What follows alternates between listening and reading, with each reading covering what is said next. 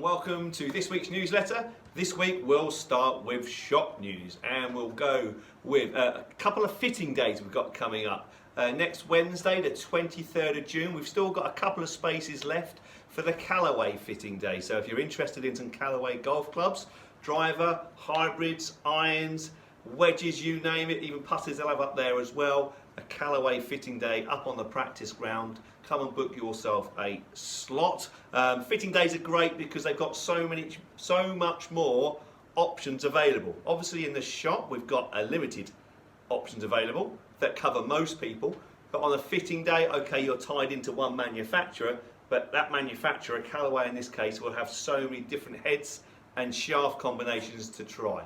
What I've got in the shop suits 90% of golfers, I would say, but if you think you might be that other 10%, then the Callaway fitting day might be for you. But it's just a great way just to try out the new stuff as well. And then a couple of weeks after that, on the 7th of July, we've got the TaylorMade fitting day, again up on the practice ground. If you want to come in and try some of the TaylorMade equipment, then book yourself a slot on the fitting day. The Callaway is between 11 and 3, and the TaylorMade, I believe, is between 10 and 2, although if you need slightly later than that, then that can be arranged as well. The guy from TaylorMade said he's happy to stay on a little bit later than that if need be. But that's Wednesday the 23rd of June, Callaway fitting day.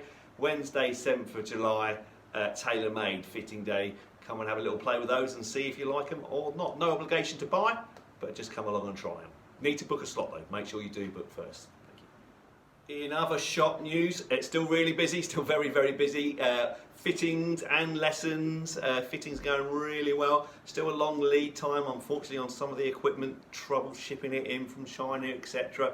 But yeah, very busy for fittings. At the moment, we are doing a promotion that if you have a fitting and you purchase something over £300, we will give you a free follow-up lesson as well. So that's worth remembering if you are interested in trying up against other manufacturers rather than just being tied to Callaway or tied to TaylorMade as you can be with the fitting days. At least you can compare different manufacturers against other manufacturers, for example. Yeah, so that's really busy at the moment. So lessons and fittings.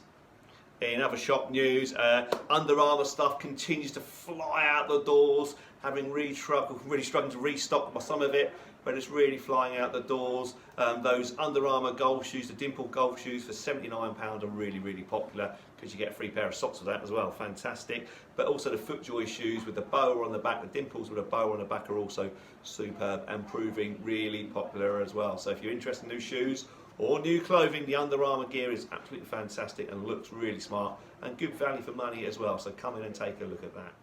Next on to tour news, and we'll go with the US Open. The men's US Open starts this week at Torrey Pines over in San Diego, California, where Tiger Woods won that US Open in 2008 on one knee. Unfortunately, he won't be there due to his car crash, but it doesn't mean it won't be an amazing tournament. We didn't get time to set up the sweepstake again. We're just so busy at the moment. Things just don't, we've got 1,000 a day to do everything, so unfortunately there's no sweepstake for it. But it should be still a great watch in between the European Championships football.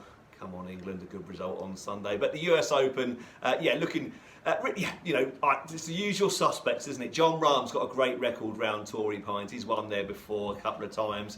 In fact, last week, did you see that? Last week he had a 6-shot lead going into the last round and then got tested positive for COVID. So that was over at Muirfield Village, Jack Nicklaus's place, and the Memorial Tournament. He had a 6-shot lead going into the last round, tested positive for COVID, and so couldn't complete the last round, so he didn't end up winning. So clearly, anyway, he's done the quarantine, he's out of quarantine, he's going to be at the US Open.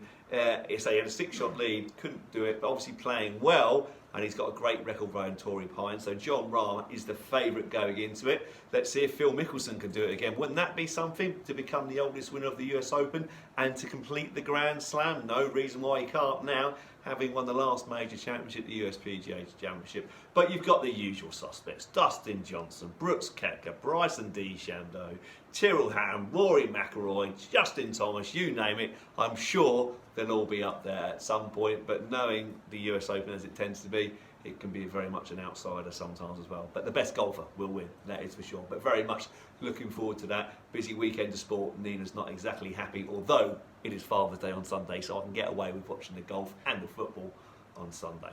Anyway, right, okay, next on to Galston Golf Club competition news. Let's go back to last Wednesday's ladies 4-ball, better ball ping Stapleford competition where Jane Biss and Rosemary Hodgkin won with an absolutely fantastic 46 points. Well done, ladies, that is absolutely superb. Well played. They beat Maureen Dark and Emma Punter into second on 40 points, and also Sheena Emmerich and Vicky Peake also had 40 points, as did Diane Stone and Sheila Sterry, also with 40 points, all on count about those. But yeah, Jane Biss, Rosemary Hodgkin, well done, 46 points. It's absolutely fantastic golf. Well played, you two. Going on to the men's midweek, Stapleford played on the Thursday, and in Division 1, Jack Noakes continues to improve. He won with a 39 points. Well done, Jack. In Division 2, Glenn Harmon won with 42 points. Well done, Glenn. And in Division 3, where are we? Division 3, Colin Denny. Colin Denny won with 43 points. Well done, Colin. Beat Kev O'Brien, who seems to be on a bit of a roll at the moment, into second on 41 points. And then we'll go on to Friday's competition, where the ladies past and present captains played in a little competition where Anne Amos won with 37 points. Well done, Anne. Good golf that. Beat Vonnie Thornton, this year's lady captain, into 34 points. Well done. Very good there. Sunday before the football, we had the June Mixed Monthly Stapleford, where Jack Butcher won Division 1 on countback with 37 points. He beat Glenn, Jeremy and Bill Ball, also on 37 points on countback. And Division 2, Kim Potter won with 39 points. Well done, Kim. And in Division 3, Adam Catchpole won with 35 points, beating Richard Hold and Mark Morgan, also on 35 points, but on countback. On to Pro Captain Challenge now, and we won again. Oh my goodness, we are on an absolute roll. That's 5 matches in a row.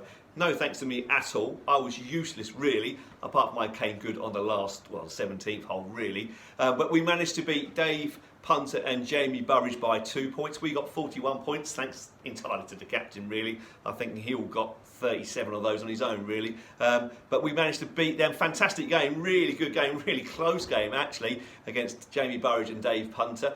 We were 5 points down after 8 holes. We were struggling big style, but we slowly chipped away at the lead. One by one, we got the points back. Going into the 2 holes to play, we were 2 points behind, and that's when it all changed on its head, really. I knocked it onto the green with my tee shot, about the only good shot I hit all day. Managed to sneak a 2-putt in for a 3-net 3. Unfortunately, Jamie hit a bad tee shot. He was out the hole, and then Dave Punter messed up his second shot, and then 3-putted as well. So they got a blob, which then gave us a nice 1-point lead going into the last hole, where John sealed the victory with a nice 5 for 3 points, and we ended up by winning 2 points. So a big turnaround there. Great fun playing with Dave, playing with Jamie. Good fun. Thoroughly enjoyed your company. They dovetailed really well to start off with, but just tailed off towards the end. But it was a good fun day. So that's 5 out of 5 now. We are absolutely flying. The captain is brilliant. I am not very good just yet. I need to do some more practice. But if the captain plays like that, oh my word, we are unbeatable, I think. Anyways, Ray Pope, Steve Hurd this Thursday. Let's see if we can keep the unbeaten run going. Quick tip of the week. This again, we mentioned strategy last week off the tee. You know, making sure that you hit the fairways, hit your hybrids off the tee rather than drive or even a 7-iron, just to hit the fairway. It's massively important. Yeah, keep the ball in play, cut out those penalty shots. If you can do that, you'll all score so much better. But now with the greens drying out, the greens getting a lot faster. Yeah, think about your strategy into the greens as well. You don't necessarily want to leave yourself a downhill putt, like on the 3rd hole, for example. You never want to hit the ball past the pin on the 3rd because it leaves that downhill, and there's no chance of you leaving it short. And if you do, it'll be 5 foot short or go 10 foot past, won't it? Yeah. So think about your strategy going into the greens, yeah, and try and leave yourself an uphill putt. The 6 is always another classic example. Don't go too far past the pin on the 6 because it really does cause problems when you are putting, yeah. So think about not only your strategy off the tee, but also the pin positions, yeah, okay, and where you want to leave that next shot, like the 3rd and the 6th. Don't go past the hole and leave yourself a downhill putt or a downhill chip, or short side yourself when you're hitting into the greens, yeah. So if the flag on the third end, another good example, if a flag on the third is at the back, don't miss the green left of that bunker, because then all of a sudden you've got to chip over that bunker to a very narrow green, and not even Tiger Woods could get that up and down. Yeah, so it's all about short-siding yourself. When we think about short-siding yourself, it means not giving us much green to work with between us and the hole to stop the ball. Yeah, so think about your strategies into the greens, think about where you're going to leave that next shot to make the following shot as easy as possible. Yeah, remember, it is a game of chess out there as well. It's not just how far you can hit it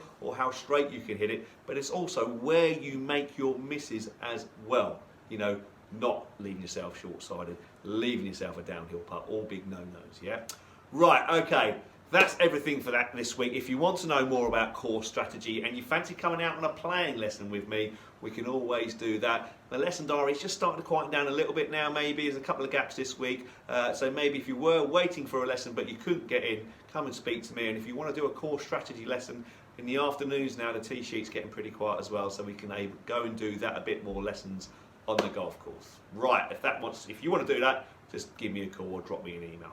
Right, thanks very much for watching, and I look forward to you all soon. Bye bye.